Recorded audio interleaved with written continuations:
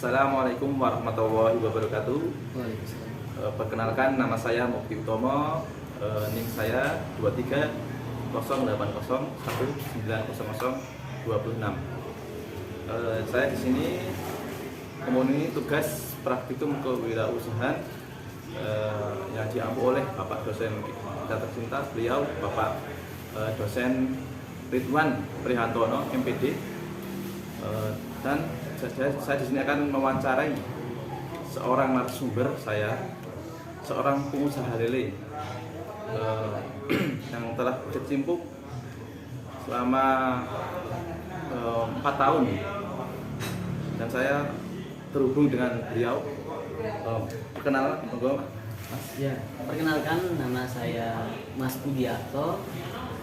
Kebetulan saya sudah menempuh atau belajar memelihara lele selama 4 tahun lebih. Di sini saya sudah berjalan hampir 40 tahun lebih, yang mana setiap perjalanan saya pasti ada kesulitan untuk memelihara lele tersebut. Jenis apa lele yang Mas pelihara ini? Oh ya, kebetulan saya fokus kepada 2 jenis lele ini, yakni satu Sangkuriang dan keduanya ini Mutiara. Oh, mutiara. Iya. Jadi 2 jenis ya, Mas? 2 jenis itu karena lebih kuat daya tubuhnya dibandingkan sama lele lainnya, dan saya juga sudah paham dengan memelihara 2 jenis lele itu. Ya. Ya, pertanyaan selanjutnya, dalam budidaya ikan lele ini, Mas Budi itu apa kendala yang harus dialami Mas Budi? Kendala itu menurut saya ada tersendiri, Mas. Maksudnya kendala untuk saya itu, saya susah untuk memilih atau memijah lele yang sudah ukuran dewasa atau masih ukuran remaja. Nah, di sini juga saya sudah berapa kali mengalami yang namanya jenis-jenis lele itu berbagai macam kondisi mati lah atau kebanyakan makan gitu.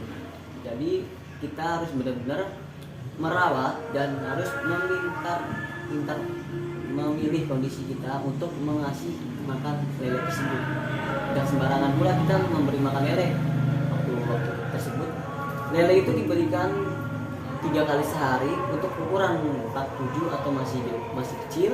Ya. Untuk dewasanya itu dikasih makan 2 kali sehari, yakni jam 8 siang atau 8 pagi dan jam 3 sore. Berarti dua kali sehari ya, Mas? Ya, 2 kali sehari itu untuk ukuran yang remaja atau dewasa. Sejak kapan usaha peternak ikan lele ini Mas Budi mulai? Sejak kapan? Kalau menurut saya sendiri kurang paham, tapi saya ingat waktu saya masih SMP, saya sudah tekun untuk memilih membibit lele atau memusahkan lele itu, Mas. Berarti sudah lama ya, Mas ya? Ya, sudah lama. Sekitar 4 tahun. 4 tahun lebih, Mas. Itu kan Mas Budi kan dalam wadahnya itu jenis apa sih, Mas Budi? Oh, kebetulan saya memilih jenis bioflok. Oh, bioflok. Bioflok itu jenis kolam yang simpel, kolam ukuran plastik atau ukuran ya diameter 2 kali 2 meter kali 7 lah, Mas. Wah, berarti besar sekali. Besar, Mas. Ya, besar. Kebetulan saya juga di isi kolamnya itu ada 2.000, sekitar 4.000-an lele saya isi di sana, Mas. Ya. Dalam jangka 4 tahun ini kan Mas Budi sudah mengalami susah senangnya. Berapa sih keuntungan yang dihasilkan Mas Budi ini dalam peternak lele? Oh ya, kebetulan bisa saya hitung sendiri, 1 tahunnya itu ada 12 bulan. Nah, 12 bulan itu dibagi 3. Jadi setiap kali kita memelihara lele itu, kita harus ada punya ukuran atau kita punya pikiran kita rata-rata kita ini naruh bibit seberapa, terus kita kira kita panennya berapa bulan. Kurang lebih itu lele itu khususnya panen itu harus 3 bulan. Oh, targetnya berarti 3 bulan. 3 bulan, Mas. Ya. 3 bulan itu sudah memasuki konsumsi, Mas.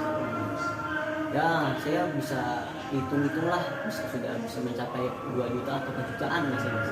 Wow. Dalam makanan lele itu jenis apa mas? Saya menurut saya sendiri lebih bagus untuk menggunakan jenis pelet super mas. Pelet super ya mas? Ya pelet super itu yang Kalau bedanya sama pelet yang biasa-biasa itu, apakah ada bedanya dengan lelenya? Maksudnya lelenya tambah besar atau? bisa mas, bisa. Itu sebenarnya tergantung lele, itu tergantung makanan pelet super itu lebih banyak makanan rebon atau udang-udang di dalam pelet itu. Jadi vitamin itu semakin bagus peletnya, semakin pertumbuhannya cepat. Jadi, tapi kalau pelet proteinnya harus standar, tinggi gitu? ya kalau standar itu lele itu akan melambat pertumbuhannya. Jadi gitu mas. Jadi saya memilih pelet cepat ya, walaupun harganya dibilang tinggi mas, tapi untuk memasuki masa panen, ya saya harus berani mengambil resiko dulu. Faktor apa sih yang Mas Budi alami ketika kan ini musim hujan nih? Iya. Nah, ini gimana lelenya? Apakah ada perkembangan? Maksudnya gimana Mas Budi? Musim hujan ini? Ya kalau menurut saya sendiri, karena sekarang sudah memasuki musim hujan, ya menurut saya sih saya sudah banyak kehilangan lele karena melonjaknya kematian mas. Kematian ini disebabkan oleh ikannya yang berjamur atau kurangnya udara yang ada di dalam air. Jadi lele itu walaupun dia meliharanya gampang dibilang mudah, tapi kita harus benar-benar bisa melihat kondisi lele tersebut. Kalau lelenya berjamur langsung kita pindahin mas, nggak boleh disatuin. Ya. Kalau kan itu kan berjamur mas ya, apakah Iya. ada obatnya mas? Oh menurut saya jamurnya itu ada mas. Jadi jamurnya itu khusus lele itu ya semacam cairan. Jadi cairan itu bisa meminimalisir plankton yang sudah banyak mengendap di dalam air itu mas. Di bakteri, banyak bakteri. Bakteri itu. ya, bakteri. Jenis apa sih obatnya itu mas? Kalau boleh tahu. Jenisnya itu usaha dibilang. Saya pernah dengar ya booster itu termasuk Booster, ya saya pernah beli booster itu menurut saya sih bagus, tapi lebih baiknya lagi menggunakan MP4 itu sangat bagus sekali, bisa menganalisis air yang masih bau atau yang sudah keruh. Ya terima kasih Mas Budi, Ya. ini sudah sore. Sudah ada juga Ya. Mas Budi juga apa kegiatan lain Ya. ya. Sekiranya sudah cukup Mas Budi. Ya. Sekian atas wawancara kali ini, semoga bermanfaat. Wabillahi taufiq wal hidayah. Wassalamualaikum warahmatullahi wabarakatuh. Assalamualaikum warahmatullahi wabarakatuh. Saya di sini dengan seorang pengusaha lele akan menjelaskan tentang manfaat dari limbah lele tersebut. Waktu dan tempat, silakan. Monggo, Mas. Ya Mas Mufti, pada hari ini kita sudah 2 kali pertemuan ya. Ya.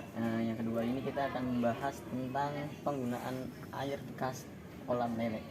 Jadi di sini kita sudah menyiapkan alat-alat yang sudah dikhususkan untuk pembuangan lele Mas Mufti. Oh, ya. Jadi air yang bekas air lele itu setiap kurasan 1 bulan sekali itu dia akan mengendap di tong yang saya siapkan ini. Jadi endapan air lele yang sudah lama itu sangat bagus sekali untuk tumbuhan tanaman. Jadi walaupun tanaman apapun kalau disiram pakai air lele ini sangat bagus sekali. Ini endapan air lele seperti ini.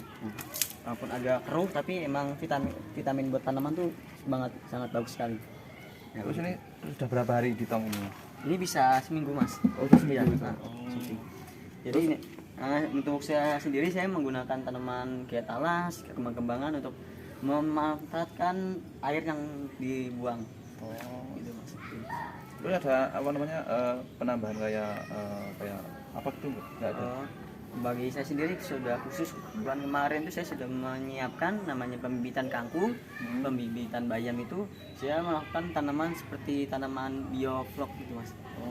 Jadi tanaman yang ada di atas permukaan air, yang itu mana memanfaatkan banyu atau air ikan lele gitu Mas. Jadi setiap bulannya kita akan menyebari bibit, mulainya ya dari kapas atau tanaman apa lain-lain, kita akan membuatnya di permukaan kolam. Ya, jadi Mas Mukti bisa memotivasi atau bisa meluaskan lagi untuk memanfaatkan air lele yang saya sudah berikan contohnya seperti ini. Gitu, Mas. Ya, siap. Terima kasih Mas Budi Ya. atas penjelasannya. Ya. Terima kasih atas penjelasannya. Semoga bermanfaat. Dan nanti langsung ke video selanjutnya. Ya, terima kasih.